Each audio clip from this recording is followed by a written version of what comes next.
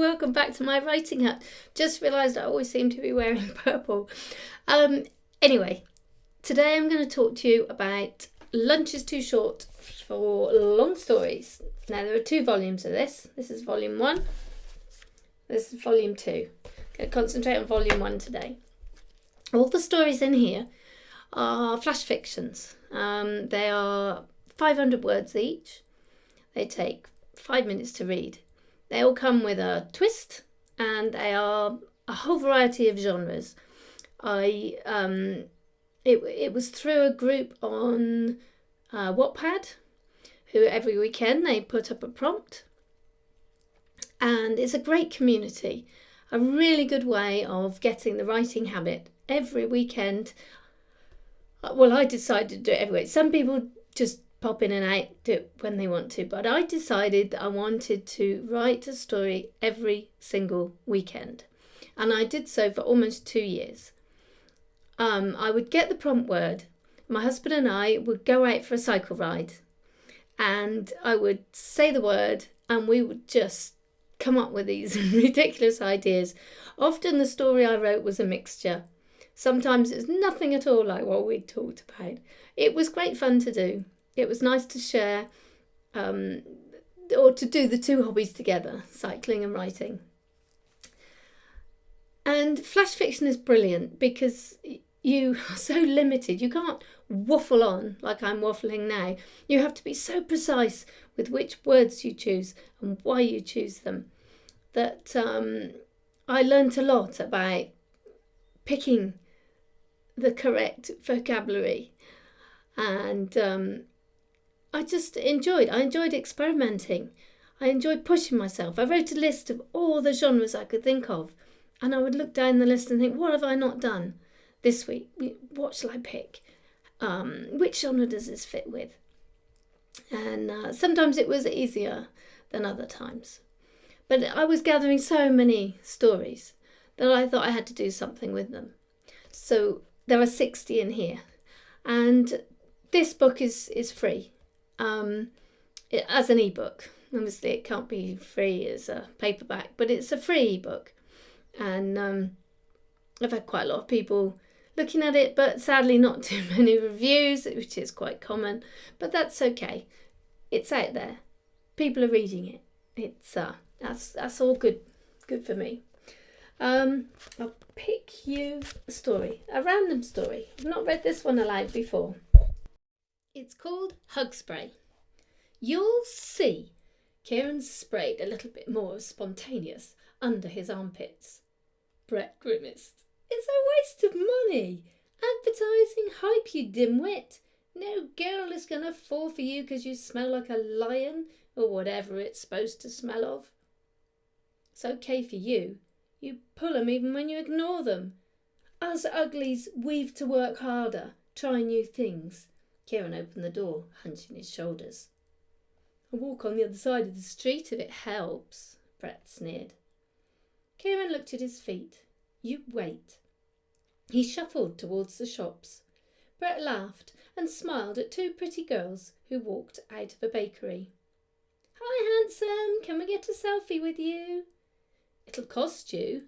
Brett pointed to his cheek, then frowned as the girls ignored him and looked at Kieran. Kieran looked everywhere but their faces, blushed and nodded. The girls linked arms with him, and as one used her phone to take a picture, the other kissed Kieran's cheek. They wiggled their fingers at him and walked away. Brett shook his head. Fluke. Kieran smiled, and they continued their walk. Wait! A girl ran after them, and her friends giggled. Can we have a selfie with you? Sure. Brett draped his arms around their shoulders.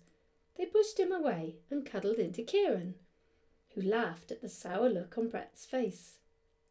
Still a fluke? He asked, after untangling from the group and catching up with Brett. Brett shook his head. The smell messes with their eyes, I reckon. Kieran strode on, his head held high. Excuse me, a girl tapped Brett's arm. What can I do for you? Brett raised his eyebrows and smirked. Could you take a photo of me with your friend? Brett glowered at Kieran. You mean him?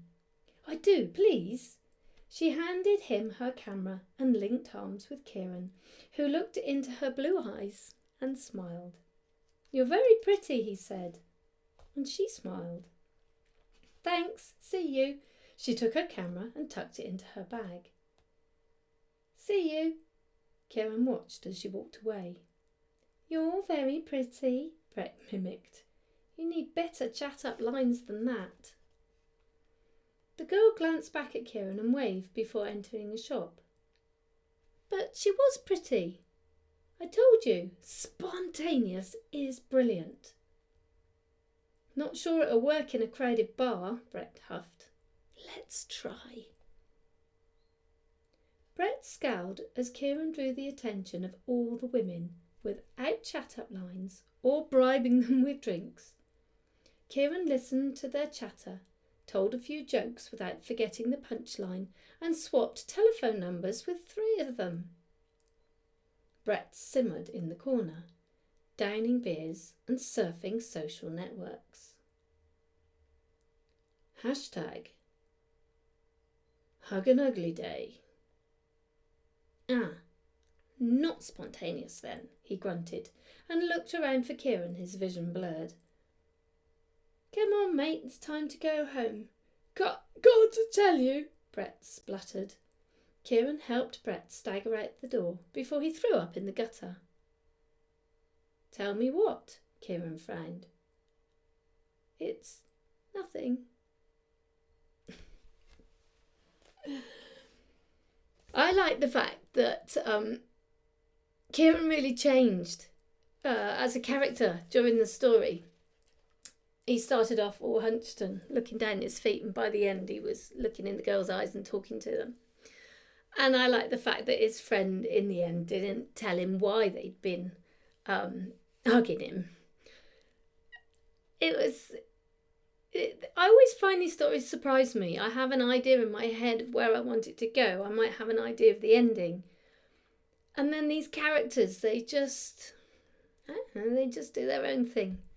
And anyway, that's one of the stories. If you want to read any of the others, you can go to Amazon, or you can go have a look on my website, and it's got a link, and it'll take you to places like Barnes & Noble, Kobo, Apple, so you can get the ebook for free on any of those stores. So thanks for popping in, and I'll see you again soon. Bye bye.